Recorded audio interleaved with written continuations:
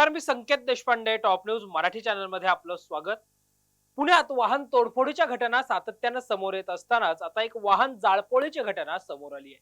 पुण्यातील हडपसर भागातील रामटेकडी परिसरात ही घटना घडल्याचं समोर आलं असून प्रियसीनं भेटायला नकार दिल्यानं ही घटना घडल्याच्या बातम्या प्रसिद्ध होत आहेत. मात्र नेमकी ही जाळपोळ का झाली, कुणी केली, याबाबतचा घटनास्थळावरून सविस्तर आढावा घेतलाय आमच्या प्रतिनिधी समृद्धी जाधव यांनी. मैत्रिणीने बोलायला नकार दिल्याच्या रागातून एका व्यक्तीने चक्क तिच्या पतीच्या गाड्या जाळल्याची ही संपूर्ण घटना आहे. आता मी याच परिसरात उभी आहे. रामटेकडी परिसर आहे पुण्यातला आणि त्याच रामटेकडी परिसरामध्ये असलेली ही प्रसिद्ध अशी प्राजक्ता कोऑपरेटिव्ह सोसायटी आहे. याच सोसायटीच्या समोर ही संपूर्ण घटना घडलेली आहे. अमजद पठाण असं या आरोपीचं नाव आहे. वयवर्ष 40 आणि तो राहणारा रामटेकडी याच परिसरातील आहे.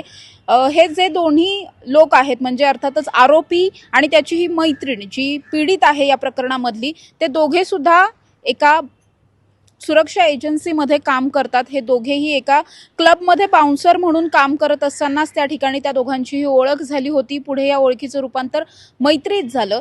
मात्र त्यानंतर ही संपूर्ण मैत्री या महिलेच्या पतीला खटकायला लागली. तेव्हापासून या महिलेच्या पतीने सुद्धा या व्यक्तीला वारंवार माझ्या पत्नीशी बोलू नको अशा पद्धतीचे सूचना असतील किंवा मग अशा पद्धतीने एक सांगितलेलं होतं. त्याच पद्धतीने या महिलेने सुद्धा या संपूर्ण प्रकरणामध्ये या व्यक्तीला माझ्यापासून लांब राहा असं सांगितलेलं होतं. तिने त्याला भेटायला आणि बोलायला नकार सुद्धा दिला होता आणि त्यानंतरच हा जो आरोपी आहे तो प्रचंड चिडला आणि त्याच रागाच्या भरात त्याने काल रात्री हे दोघे जण जेव्हा एका लग्न समारंभासाठी जात होते त्यावेळी या पती पत्नीचा पाठलाग केला. त्या ठिकाणी जाऊन त्याने या महिलेशी बोलण्याचा प्रयत्न केला आणि त्यानंतर या महिलेच्या पतीची या आरोपीचे वाद झाले. याच वादाचा राग जो काही आहे तो डोक्यात ठेवून काल रात्री म्हणजेच पहाटेच्या सुमारास अगदी 4:30-5 वाजण्याच्या सुमारास हा आरोपी या ठिकाणी आला होता आणि त्यानंतर या आरोपीने इथे येऊन त्याच्याबरोबर एखादा ज्वलनशील असा पदार्थ आणलेला होता.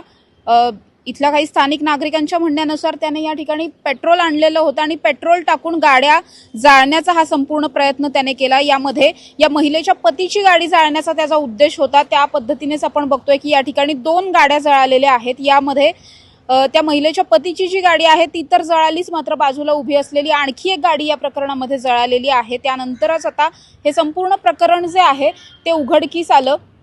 आता या ठिकाणी आपण बघतोय की हा जो कोणी आरोपी आहे या आरोपीच्या विरोधामध्ये गुन्हा दाखल करण्यात आलेला आहे. आता या गाड्यांचं इतकं मोठ्या प्रमाणात नुकसान झालेलं आहे. दुसरी गाडी ज्या व्यक्तीची आहे त्या व्यक्तीचं सुद्धा या सगळ्यामध्ये मोठं नुकसान झालंय. अगदी किरकोळ कारणावरून, किरकोळ वादातून हे सगळं प्रकरण जे आहे ते इथे घडलेलं पाहायला मिळतंय. त्यामुळे या प्रकरणामध्ये पोलीस नेमकी काय कारवाई करतात हे पाहणं महत्त्वाचं असणार आहे. पुण्यात गुन्हेगारी वाढत असतानाच टोळक्यानं दहशत माजवण्यासाठी किंवा वर्चस्ववादातून वाहनांची तोडफोड आणि जाळपोळ केल्याच्या अनेक घटना समोर येत आहेत. मात्र हे प्रकरण त्यापेक्षा वेगळं आहे. मैत्रिणीच्या पतीने मैत्री तोडायला सांगितल्याच्या रागातून अमजद पठाणने ही जाळपोळ केली आहे. खरं तर अमजद यापेक्षाही मोठं काहीतरी करण्याच्या विचाराने प्रियसीच्या घराबाहेर पोहोचला होता. मात्र सुदैवाने या प्रकारात गंभीर गुन्हा घडला नाही. मात्र तरीही या प्रकरणात आता पोलिसांनी गुन्हा दाखल केला आहे.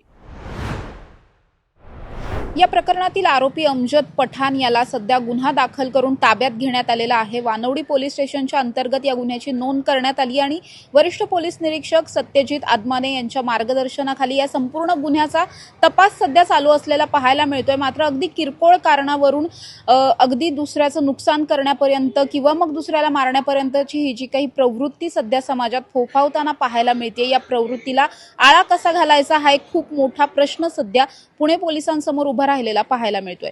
पुण्याहून समृद्धी जाधव, टॉप न्यूज मराठी.